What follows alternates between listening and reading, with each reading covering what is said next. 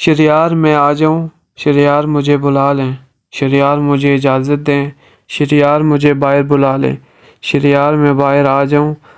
ہر ایک پکار کے ساتھ وہ کروٹ بدل رہا تھا، لیکن یہ آواز اس کا پیچھا نہیں چھوڑتی تھی۔ آج سے نہیں بلکہ برسوں سے یہ آواز پل پل اس کا پیچھا کر رہی تھی۔ آج سارا دن ٹف روٹین کی وجہ سے وہ بہت تھک گیا تھا۔ اس وقت اسے آرام کی شدید ضرورت تھی۔ ابھی کچھ دیر پہلے ہی اس کی آنکھ لگ گئی تھی کہ ایک بار پھر اس نے آوازوں نے بے بس کر دیا۔ وہ اٹھ کر بیٹھ گیا اور کمرے کی لائٹ آن کی۔ اب اسے ان آوازوں سے ڈر نہیں لگتا تھا، اسے عادت ہو چکی تھی۔ وہ خود بھی نہیں جانتا تھا کہ یہ آوازیں اسے کب سے آ رہی ہیں۔ جب سے اس نے ہوش سنبھالا تھا، وہ زندگی کے کسی بھی رات پر سکون ہو کر نہیں سویا تھا۔ بچپن میں ہی اسے اپنے ملک اور اپنے اپنوں سے دور کینیڈا آنا پڑا۔ شاید وہ 8 سال کا تھا جب یہاں آیا، اور تب سے بس یہی تھا، بالکل تنہا۔ اس وقت رات کے 2 بج رہے تھے۔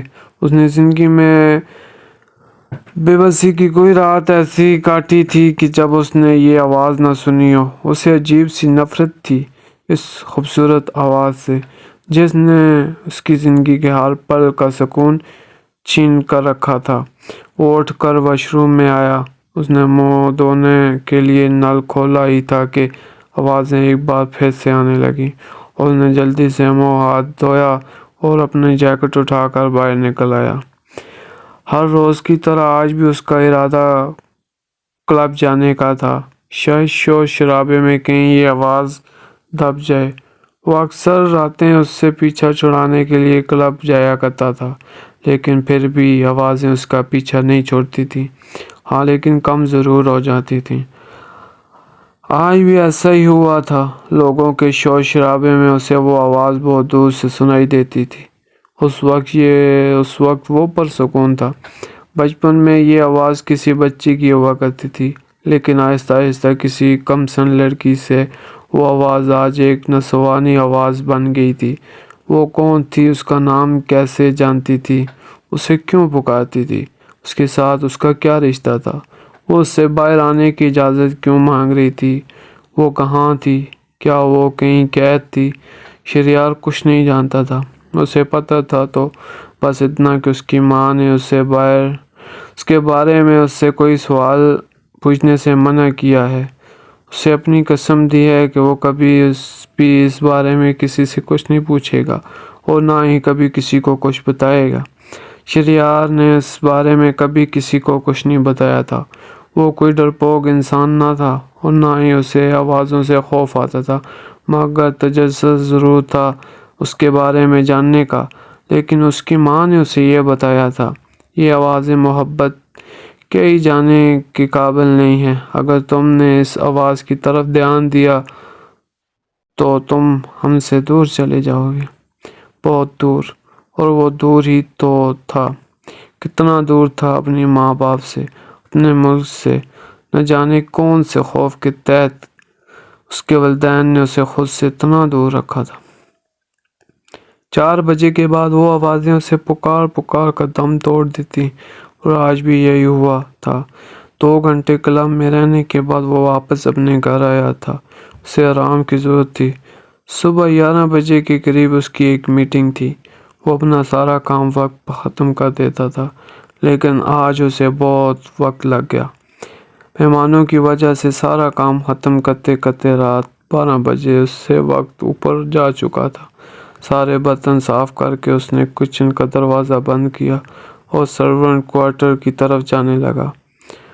جب اسے دبی دبی سسکیوں کی آواز سنائی دی، اس نے ہر طرف دھیان دیا، لیکن اسے سمجھ نہیں آ رہا تھا کہ آواز کہاں سے آ رہی ہے۔ لیکن غور سے سننے پر اس نے محسوس کیا کہ آواز اوپر کی طرف سے آ رہی ہے۔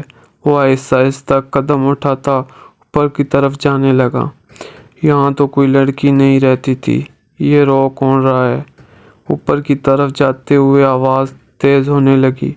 آواز کسی لڑکی کی لگ رہی تھی جو بہت بری طرح سے رو رہی تھی، جیسا کہ بہت خوف زدہ ہو۔ اس نے اپنی رفتار تیز کر لی۔ تیز تیز چلتے اچانک وہ ایک کمرے کے سامنے آ کر جو تالیوں اور بیڑیوں سے جکڑ گیا تھا۔ وہ 1.5 مہینے سے اس گھر میں ملازم کے طور پر کام کر رہا تھا۔ اس کمرے کو اس نے کئی بار دیکھا تھا۔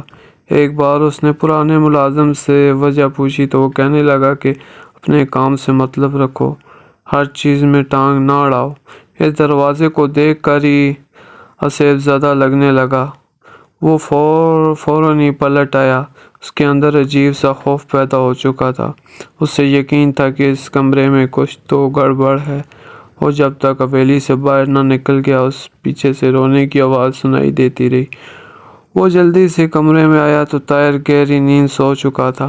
وہ اس کے ساتھ ہی اپنا بستر بچھا کے لیٹ گیا، جبکہ سارا دھیان صرف اور صرف اس آواز پر تھا۔ سنو طاہر، یا رات کو ایک بہت عجیب واقعہ ہوا۔ وہ دراصل میں اس تالوں والے کمرے کے باہر سے نکل رہا تھا کہ وہاں مجھے کسی لڑکی کے رونے کی آواز آئی۔ یار میں تو اتنا خوف زدہ ہو گیا تھا کہ اتنا نہیں، ابھی بھی سوچتا ہوں تو ہاتھ کانپنے لگتے ہیں۔ عاقب نے طاہر کو بتایا۔ اچھا تو تیرا مطلب ہے اس کمرے میں چڑیل ہے؟ طاہر کا اندازہ صاف مذاق اڑانے والا تھا۔ جب اس کا اندازہ دیکھ کر عاقب کو غصہ آ گیا۔ اسے اتنی خاص بات بتا رہا تھا اور یہ تھا اس کا مذاق اڑانے میں مصروف تھا۔ ہاں مجھے یہی لگا کہ اس کمرے میں کوئی چڑیل ہے، اور اگر ایسا نہیں ہوتا نا تو بڑے صاحب اس کمرے کو اتنے تالے کیوں لگا کے رکھتے؟ ارے اس طرح تو کسی جیل کی قیدی کو بیڑیاں نہیں ڈالتے جس طرح اس کھڑے دروازے کو ڈالی رکھی ہیں، جیسے دروازہ کہیں بھاگنے والا ہے۔ میں بول رہا ہوں اس کمرے میں کچھ تو ہے۔ طاہر اور عاقب کو یہاں نوکری کرتے ہوئے ابھی مشکل سے 1.5 مہینہ ہی ہوا تھا۔ عاقب نے 1-2 بار پہلے بھی یہاں کچھ محسوس کیا تھا، لیکن نظر انداز کر گیا۔ لیکن کل رات اس نے واضح اس کمرے سے رونے کی آواز سنی تھی، اور اب جب وہ اپنے دوست کو یہ بات بتانے لگا تو اس نے اس کا مذاق بنا دیا۔ مت بند مت، کیا ڈرپوک لڑکیوں کی طرح باتیں کر رہا ہے؟ ایسا کچھ نہیں ہوتا، اور نہ ہی ایسا کچھ ہوگا۔ چل جلدی سے کھانا بنا، ابھی بڑی بیوی آتی ہوں گی۔ طاہر نے اسے کام کی طرف لگایا، جبکہ عاقب کا سارا دھیان اس وقت بھی صرف اور صرف اس کمرے کی طرف تھا۔ السلام علیکم بابا جان، کیسے ہیں آپ؟ آج 3 دن کے بعد اس نے بابا جان کو فون کیا تھا۔ آپ کے بابا بالکل ٹھیک ہیں میرے شیر، تم سناؤ کیا چل رہا ہے آج کل بزنس کے علاوہ؟ اکبر تمہاری بہت تعریفیں کرتا ہے، کہہ رہا تھا کہ تمہیں کچھ بھی سکھانے کی ضرورت ہی نہیں پڑی۔ اتنے کم وقت میں تم نے بزنس کو اتنے اچھی طریقے سے سنبھالا ہے کہ میرا دل چاہتا ہے کہ سب کچھ تمہارے حوالے کر کے اپنے آرام کروں۔ بابا جان نے خوش ہوتے ہوئے اس کی تعریف کی تو وہ بے اختیار مسکرایا۔ ہاں بالکل، کیوں نہیں، لیکن اس سے پہلے اگر آپ ایک بار مجھے پاکستان نہیں شریعت، تم پاکستان نہیں آؤ گے؟ میرا مطلب ہے اب تو تم پر بزنس کی ذمہ داریاں ڈال دی ہیں بیٹا، اب تمہیں وہاں رہ کر سب کچھ سنبھالنا ہوگا۔ اب تو تم بہت ہی بزی رہنے لگے ہو، اور میں نہیں چاہتا کہ تم بزنس میں لاپرواہی سے کام لو۔ بابا جان نے ٹوٹی پھوٹی وجہ بنائی۔ پچھلے 20 سالوں سے وہ ان کی وجہ ہی تو سنتا آ رہا تھا، کبھی پرائی تو کبھی پاکستان کا موسم، کبھی گرمی کا نام تو کبھی سردی۔ ہر بار اس کے والدین اسے کسی طرح سے ٹال دیتے تھے۔ اب تو وہ اتنی عادی ہو چکا تھا ان لوگوں کے بہانوں کا کہ وہ کم ہی اس بارے میں بات کرتا۔ ٹھیک ہے بابا، میں نہیں آ رہا۔ اس کا موڈ آف ہونے کے بارے میں بابا جان چکے تھے، لیکن وہ کیا کرتے، وہ مجبور تھے۔ وہ اپنی اکلوتی اولاد کو خود سے دور جاتا نہیں دیکھ سکتے تھے۔ وہ دنیا میں سب کچھ کھونے کو تیار تھے سوائے اپنی اولاد کے۔